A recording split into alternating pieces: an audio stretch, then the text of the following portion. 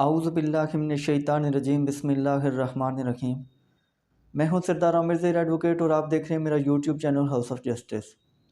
Viewers, आज मैं property fraud के दो ऐसे बड़े तरीके डिस्कस करूंगा कि जो अक्सर व बेशतर देखने में आया है कि जब भी कोई प्रॉपर्टी सेल परचेज़ होती है तो अमूमन इन दो तरीक़ों से लोगों के साथ, जो सादा लोग होते हैं, तो उनके साथ फ्रॉड किया जाता है।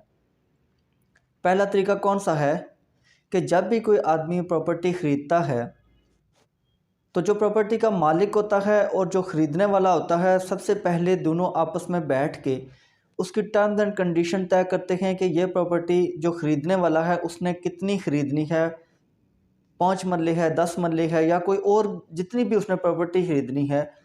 तो सबसे पहले ये तय किया जाता है कि ख़रीदने वाले ने ख़रीदनी कितनी है और उस हिसाब से जो बेचने वाला है वो उसकी कीमत कितनी मांग रहा है, मार्केट वैल्यू क्या है, डीसी रेट वहाँ पर क्या चल रहा है। और जब दोनों में आपस में ये चीज़ें तय पा जाती हैं, सौदा फाइनल हो जाता है और वो प्रॉपर्टी उसकी जो कीमत है, टोटल उसकी कीमत वो तय कर ली जाती है, तो उसके बाद फिर जो अगला मरला होता है वो ये होता है कि बयाना कितना दिया जाएगा, कब्ज़ा कब हवाले किया जाएगा और जो बकिया पेमेंट है वो किन तरीक़ों से और कितने टाइम पीरियड के अंदर वो मुकम्मल कीमत जो है, टोटल सेल कंसिडरेशन है, वो पे की जाएगी। और जब टोटल सेल कंसिडरेशन पे होगी तब जाकर उस आदमी के नाम रजिस्ट्री करवाई जाएगी।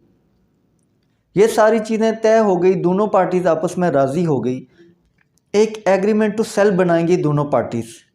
उसमें जो ये सारी टर्म्स एंड कंडीशन जो मैंने अभी जिनका जिक्र किया है, उस प्रॉपर्टी की तमाम डिटेल लिखी जाती है। सबसे पहले जो बेचने वाला और ख़रीदने वाला है, दोनों पार्टीज़ के नाम, मुकम्मल एड्रेस वगैरह तमाम तफसीलात लिखी जाती हैं। जो प्रॉपर्टी बेची जा रही है उसकी सारी हदूद अरबा हो गया, उसका कीवर्ड खतूनी खसरा नंबर वगैरह लिखते हैं, मौज़ा कौन सा है, कहाँ वाक़ है, ये सारी डिटेल लिखी जाती है। फिर जो बकिया टर्म्स एंड कंडीशन हैं कि उसकी टोटल सेल कंसिडरेशन कितनी है, आज बयाना कितना दिया गया है, बकिया पेमेंट कब और किस तरीके से अदा की जाएगी, ये तमाम तफसीलात उस एग्रीमेंट टू सेल में आएंगी। कब्ज़ा हवाले हुआ है या नहीं हुआ, अक्सर इस तरह होता है कि जब बयाना दिया जाता है तो पार्टीज़ कब्ज़ा भी प्रॉपर्टी का ले लेती हैं। अब ये एग्रीमेंट तैयार हो गया, इस पर दो गवाहों के दस्तखत और वो निशान अंगूठा भी करवा लें।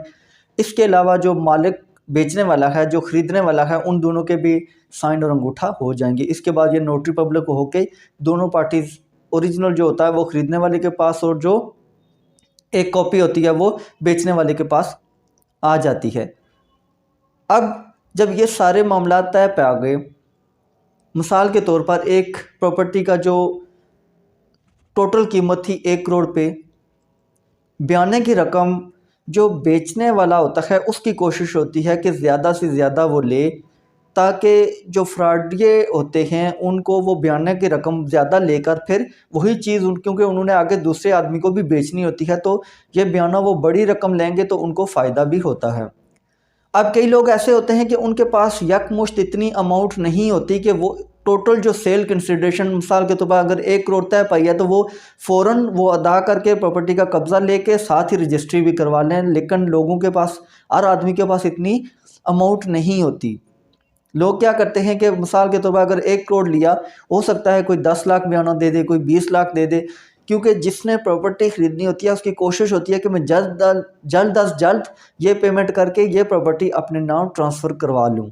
कुछ लोग तो ऐसे भी करते हैं कि ये जो इकरारनामा है, जो एग्रीमेंट टू सेल है, ये बना के वो समझते हैं कि वो मालिक बन गए हैं क्योंकि उन्होंने कब्ज़ा भी ले लिया। तो यहाँ मैं उन लोगों के लिए ये बात मेंशन करता चलूँ कि एग्रीमेंट टू सेल की बुनियाद पर आप बेशक प्रॉपर्टी का कब्ज़ा आपके पास हो, आप उसके मालिक नहीं बनेंगे। मलकियत के लिए रजिस्ट्री और इंतकाल का होना ज़रूरी है।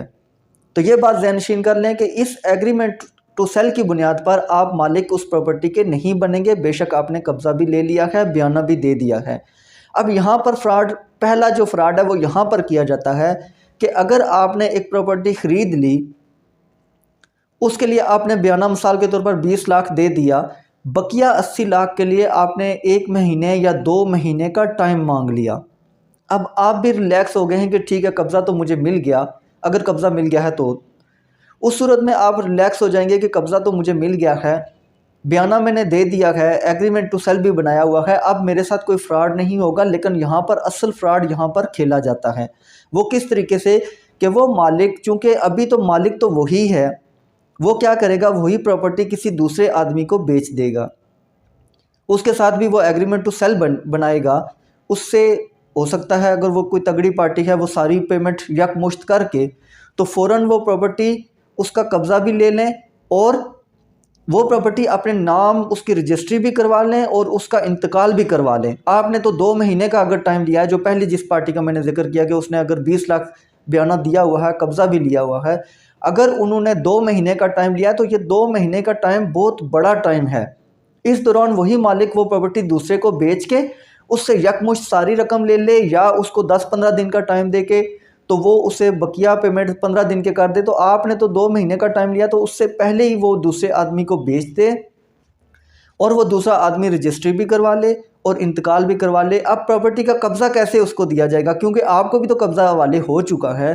तो वो इस तरीके से दिया जा सकता है कि कई लोग ऐसे भी करते हैं कि जिन लोगों को इतना पता नहीं होता कि ये प्रॉपर्टी कौन सी है, तो वो बस जो मालिक दिखाता है कि ये प्रॉपर्टी 10 मरले की है अगर आपने ख़रीदी है, या 5 मरले की ख़रीदी है, या 1 नाल की ख़रीदी है, जो भी ख़रीदी है, तो वो आपको जो प्रॉपर्टी दिखा देंगे, जो प्लाट दिखा देंगे, आप वही जाके समझेंगे कि ये असल प्लाट ही है। जबकि ऐसे नहीं होता। वो हो सकता है किसी और का प्लाट हो, किसी और खेवट नंबर में हो, किसी और खसरा नंबर का हो, तो आपको वो दिखा के उसका कब्ज़ा आपके हवाले कर दिया जाए, जबकि वो असल में वो प्लाट वो वहाँ मौजूद ना हो, बल्कि किसी और जगह पर हो, और वही प्लाट दूसरी पार्टी के हवाले कर दिया जाए जो असल था।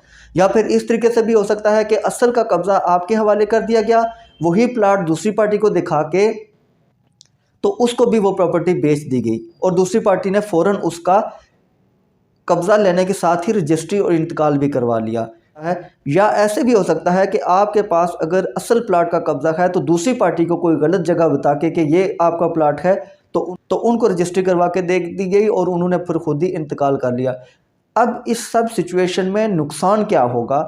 नुकसान उस आदमी का होगा जिसने पहले बयाना की रकम अदा की, एग्रीमेंट टू सेल बनाया, उसके बाद उसने 2 महीने का टाइम लिया, लेकिन उससे पहले ही ये प्रॉपर्टी किसी और के नाम इंतकाल और रजिस्ट्री वगैरह हो चुकी है। तो अब यहाँ वो बेचारा इतनी बड़ी रकम बयाना के तौर पर देने के बावजूद फंस जाएगा, क्योंकि उसके नाम कोई टाइटल डॉक्यूमेंट नहीं है। कल जब उसका टाइम 2 महीने का पूरा होगा, वो मालिक के पास जाएगा कि मैंने पेमेंट पूरी करनी है, मुझे रजिस्ट्री करवा के दें, तो तब मालिक उसे इले बहानों से डिले करेगा और उसको वो रजिस्ट्री करवा के नहीं देगा, क्योंकि वो ऑलरेडी किसी और को करवा के दे चुका है।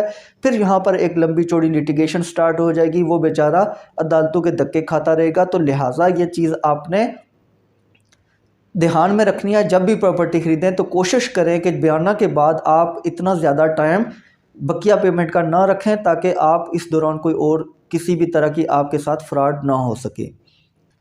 दूसरे नंबर पर फ्रॉड किस तरीके से हो सकता है कि वो इस तरीके से होगा कि जब आपने किसी से प्रॉपर्टी ख़रीद ली, रजिस्ट्री भी आपने करवा ली, आपने उसका कब्ज़ा भी ले लिया, लेकिन आपको या तो पता नहीं था कि इस रजिस्ट्री के बाद आगे इंतकाल भी अपने नाम करवाना है, या फिर आपके पास इतनी पेमेंट नहीं थी कि ये सारी प्रॉपर्टी ख़रीदने और रजिस्ट्री वगैरह करवाने के बाद वो प्रॉपर्टी आप अपने नाम पर उसका इंतकाल भी करवा सकें। तो उस सूरत में क्या होता है कि जो पटवारी के पास जो पुराना मालिक है उसका ही रिकॉर्ड चल रहा होता है, तो वो पुराना मालिक अगर कोई फ्रॉडिया टाइप है, तो वो क्या करेगा कि वो दोबारा से फ़र्द उस पटवारी के पास जाके कुछ पेमेंट वगैरह करके तो वहाँ से फ़र्द निकलवाएगा और वही प्रॉपर्टी किसी और को बेच देगा। और फिर चूँकि आपने वहाँ पर इंतकाल नहीं करवाया, तो जब तक आप इंतकाल नहीं करवाते तो पुराना मालिक उसको फिर बेच सकता है और उसकी रजिस्ट्री दोबारा से करवा सकता है। क्योंकि रजिस्ट्री ये नहीं देखा जाता कि आपके नाम पर रजिस्ट्री है, बल्कि ये देखा जाता है कि इंतकाल किसके नाम पर है। जिसके नाम पर इंतकाल होता है उसी को फ़र्द बै जारी कर दिया जाता है। तो जो नई रजिस्ट्री होगी वो फ़र्द बै की बेस पर होगी, तो वही पुराना मालिक फ़र्द बै लेके वही प्रॉपर्टी किसी और को भी बेच देगा, वो दूसरा आदमी भी अपने नाम रजिस्ट्री करवा लेगा। और हो सकता है कि दूसरा आदमी रजिस्ट्री करवाने के बाद फ़ौरन जाके इंतकाल करवा ले। तो उस सूरत में जो पहले वाला आदमी है वो जब को पटवारी के पास जाएगा कि मेरा इंतकाल करें, तो तब उसे पता चलेगा कि ये प्रॉपर्टी तो किसी और के नाम ट्रांसफ़र हो चुकी है, वो अपने नाम इसका इंतकाल नहीं करवा सकता। इसलिए जब भी प्रॉपर्टी ख़रीदें तो कोशिश करें कि उसके फ़ौरन बाद आप उसका, जैसे ही आपको रजिस्ट्री की कॉपी मिले, आप उसका इंतकाल भी अपने नाम करवाएं। अगर आप इंतकाल नहीं करवाएंगे तो ये प्रॉपर्टी किसी और को भी बेची जा सकती है। उस सूरत में फिर आपका बहुत बड़ा नुकसान हो जाएगा, क्योंकि अगर किसी और के नाम वो ट्रांसफ़र हो गई तो फिर आप, बेशक आपकी रजिस्ट्री पहले की है, आप उसको अपने नाम ट्रांसफ़र नहीं करवा सकेंगे। लिहाजा ये चीज़ें आपने जहन में रखनी है। जो 2 पॉइंट्स मैंने बताए हैं कि इस तरीके से बहुत ज़्यादा फ्रॉड किया जा रहा है, तो इनको ज़हनशीन कर लें ताकि आपके साथ इस तरह का कोई धोखा फ्रॉड ना हो। तो व्यूअर्स, ये थी आज की वीडियो। उम्मीद है वीडियो पसंद आई होगी। अगर वीडियो पसंद आई है तो चैनल को सब्सक्राइब करना ना भूलिएगा। कमेंट सेक्शन में अपना फीडबैक भी ज़रूर दिया करें। इसी के साथ इजाज़त चाहूँगा। अपनी दुआओं में याद रखिएगा। फ़ी अमानिल्लाह।